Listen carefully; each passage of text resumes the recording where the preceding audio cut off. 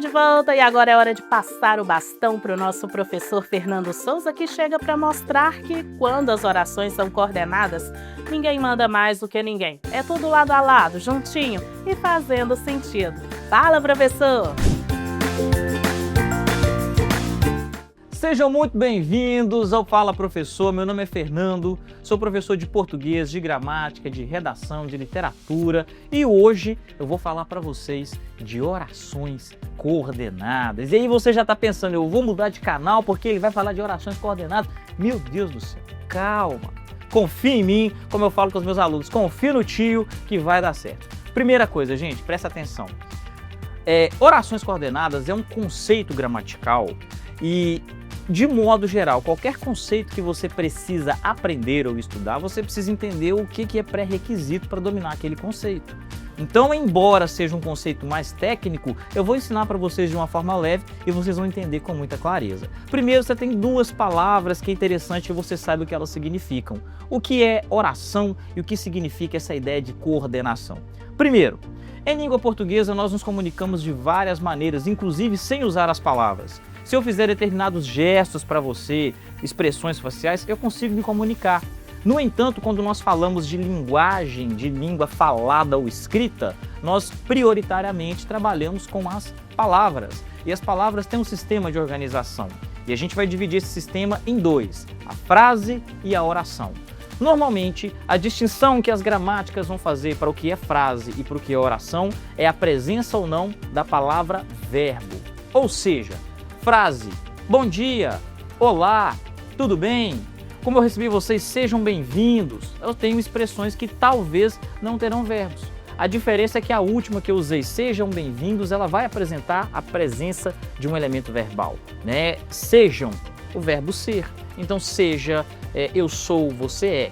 Claro, vamos para um verbo mais simples então. Se eu digo bom dia, eu tenho apenas uma frase. Agora, se eu digo eu tenho cabelos brancos, agora eu já transformei em oração, porque eu coloquei o verbo ter, né? Eu tenho cabelos brancos. Claro, gente, se você tiver na dúvida o que é um verbo, vamos sempre lembrar.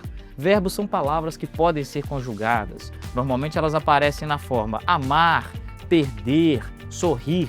E a partir do momento em que nós usamos em algum contexto da língua, nós conjugamos. Nós transformamos esse verbo para que ele se encaixe no sentido que a gente quer transmitir. Então, por exemplo, eu amo, você ama, nós amamos sorvete, ele ama o filho e a esposa. Perceba que agora nós conjugamos, nós transformamos o nosso verbo para que ele se enquadrasse no contexto de uso. Tudo bem?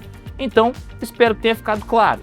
Frase é quando não tem o uso de um verbo por quem fala ou por quem escreve. Bom dia, olá, tudo bem? Eu tenho apenas frases. Oração é quando eu tenho verbo. Então, quando eu digo eu tenho cabelos brancos, eu estou com calor, eu estou feliz, vamos à praia, agora eu tenho orações. Beleza, primeiro conceito você já entendeu o que é oração então. Frase com verbo. Só que aí a língua, ela está a serviço de quem usa. Entendam isso, ela é um sistema, mas esse sistema ele serve ao falante, ele serve ao escritor, ele serve inclusive para todas as funções sociais que nós temos, para trabalhar, para nos comunicar, para namorar e assim por diante. O que eu quero dizer é o seguinte, a partir do momento em que você quer comunicar ideias mais complexas ou quando você quer utilizar mais detalhes, quando você quer apresentar, em certa medida, profundidade na exposição de um tema ou até em uma conversa, a gente vai partir para essa ideia de coordenação. Ou seja, quanto mais complexo é o uso da língua, quanto mais elaborado é o uso da língua, mais difícil, em certa medida, é a estrutura gramatical. Quando eu falo difícil, é no sentido de que ela vai ser mais longa, então a gente vai pegar e não vai falar apenas oi, olá, bom dia, eu tenho cabelos brancos. Nós vamos utilizar expressões que elas vão cada vez mais complementar a ideia. É onde, por exemplo, a gente chega nessa ideia de orações coordenadas. Lembra lá da oração? Eu disse agora há pouco, eu vou usar esse exemplo sempre. Eu tenho cabelos brancos. E de fato, eu tenho mesmo. Se vocês olharem aqui, se der para ver, vocês vão perceber que o professor Fernando está ficando velho já. O que acontece? Quando eu digo essa frase oracional, essa frase verbal, essa oração, eu tenho aqui o que a gente vai chamar de apenas uma oração única, um período simples. Se eu juntar esse trecho com outras frases, eu vou formar um conjunto de orações ou ainda um período composto. Então, se eu falo, eu tenho cabelos brancos, estou ficando velho e o cansaço chegou. Agora eu tenho um período composto por coordenação. Ah, Fernando, estava indo bem até na oração, mas agora eu já não entendi. Vamos por parte, então. Coordenar, gente, o que vai significar coordenar em gramática? Por exemplo, se vocês olharem para mim, tenho aqui braços, as minhas pernas, não vai dar para ver, mas eu tenho as minhas pernas, graças a Deus, e o que eu quero dizer é o seguinte, eu preciso pegar essa caneca, eu consigo fazer isso de forma independente. Você concorda comigo? Veja só, eu peguei aqui a caneca, coloquei, se eu quiser servir água, eu consigo fazer isso sem depender de outra pessoa. Mas, por exemplo, se eu peço ajuda de alguém, enquanto eu estou falando com vocês, eu peço que essa pessoa coloque a água para mim, eu estou dependendo da outra pessoa, eu estou coordenado a outra pessoa, nós coordenamos o nosso trabalho. Então veja, nós coordenamos. O que isso significa? Duas pessoas independentes estão se ajudando, se juntaram para que algo acontecesse. Nas orações coordenadas é a mesma coisa, ou seja, eu tenho frases independentes, frases que são completas individualmente e eu junto essas frases, isto é, eu ligo essas frases. E normalmente eu vou empregar elementos que a gente chama de elementos de coesão, palavras de ligação, porque, então, portanto, porém. Ou seja, se eu digo, eu estou com frio, mas não quero vestir um agasalho, você vai perceber que são duas frases independentes. Eu estou com frio. Você entendeu claramente, tem início, meio e fim, tem ali a presença do verbo. Se eu falo, não, espectador, não quero vestir o agasalho, ou ainda, não quero agasalho, você percebe também que é uma frase independente. Você entendeu com clareza o início, meio e fim. Agora eu vou juntar as duas. Eu estou com frio, mas não quero vestir o agasalho. Agora eu tenho uma oração ou ainda eu tenho um período coordenado, porque agora eu coordenei duas orações independentes. Elas funcionam individualmente, não precisam ter uma relação direta uma com a outra, mas agora elas estão juntas no mesmo contexto. Elas estão coordenadas. Ok? Até aqui ficou tranquilo? Revisa aí então. Você tem que saber o que é oração, lembrar que oração é frase com verbo e, para além disso, é importante que você saiba também que ela é coordenada quando eu pego uma frase completa e eu ligo a outra frase completa por uma palavra de ligação ou um elemento de coesão.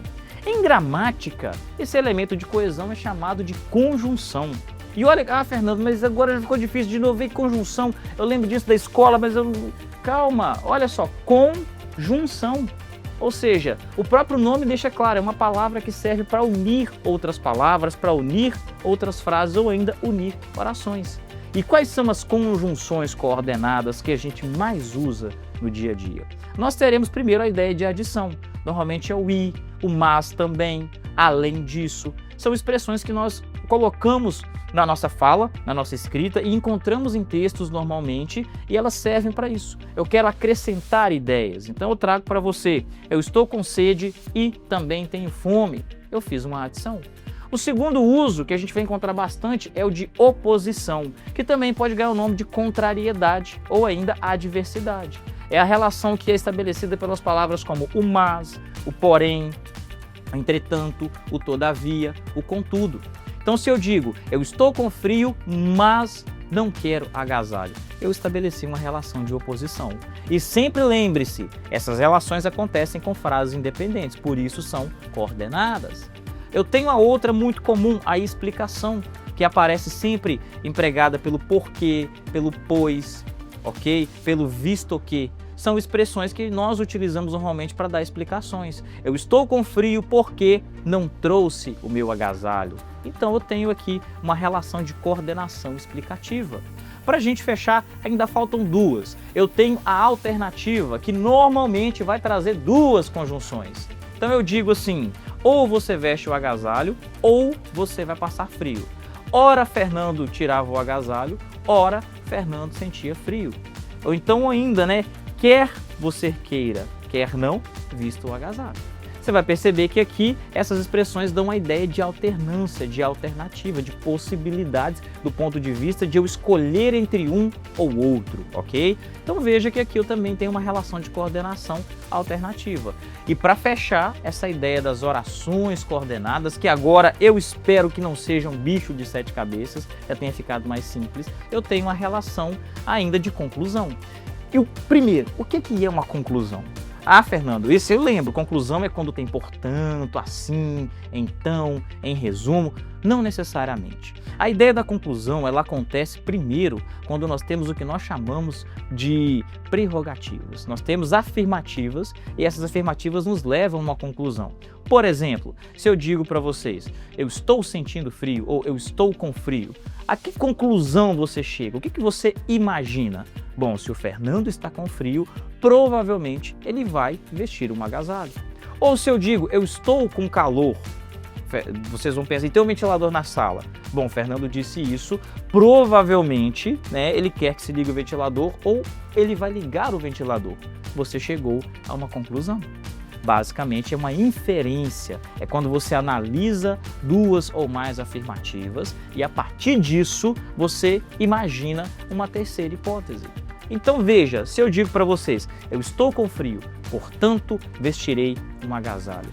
Nós trabalhamos uma oração coordenada conclusiva, porque agora eu peguei duas frases independentes e estabeleci entre elas uma relação de conclusão. Ou se eu digo para vocês, Maria estava com fome, logo pediu um lanche.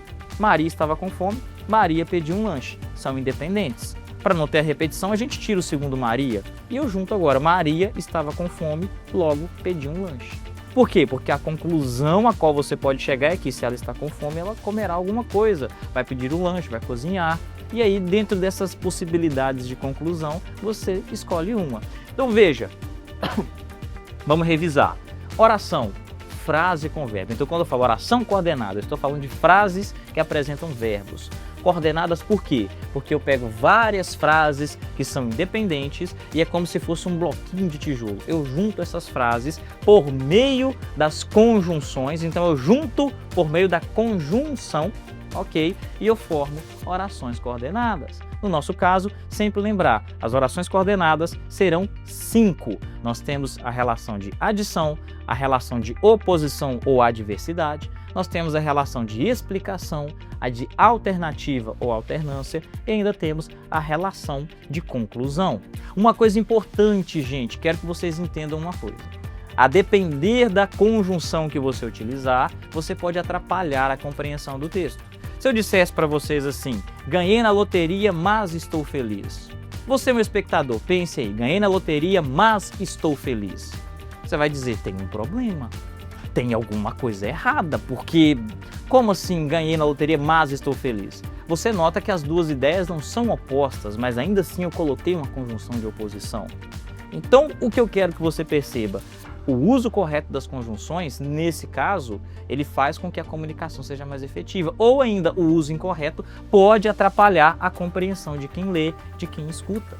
É fundamental, então, que vocês percebam isso. Que além de compreender as relações de coordenação, é fundamental também que você entenda como que funciona esse uso adequado, esse uso que permite uma melhor comunicação. E entenda, vou repetir, quanto mais elaborado o que você quer comunicar, quanto mais complexo o tema sobre o qual você vai falar, ou ainda, quanto mais você quer descrever, detalhar, estabelecer as relações semânticas, ou seja, as relações de sentido no texto, mais profundo e mais intenso, mais cuidadoso, eu diria até mesmo mais cauteloso precisa ser o seu uso dessas orações coordenadas. Lembrando, nem sempre nós usaremos apenas coordenação.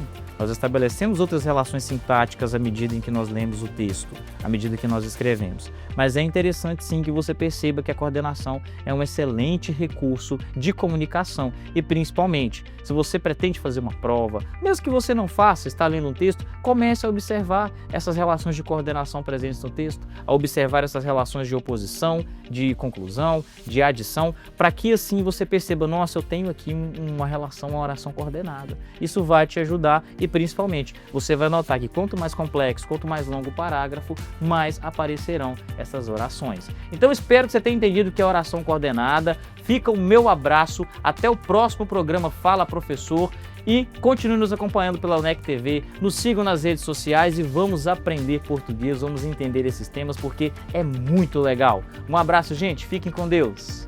Depois dessa aula que veio toda bem coordenada, a gente só tem uma coisa a dizer. Muito obrigada, professor! E no próximo bloco tem um mergulho daqueles na vida real, com Enem, gírias, emojis e a história por trás destas construções que fazem nossa língua ser tão rica.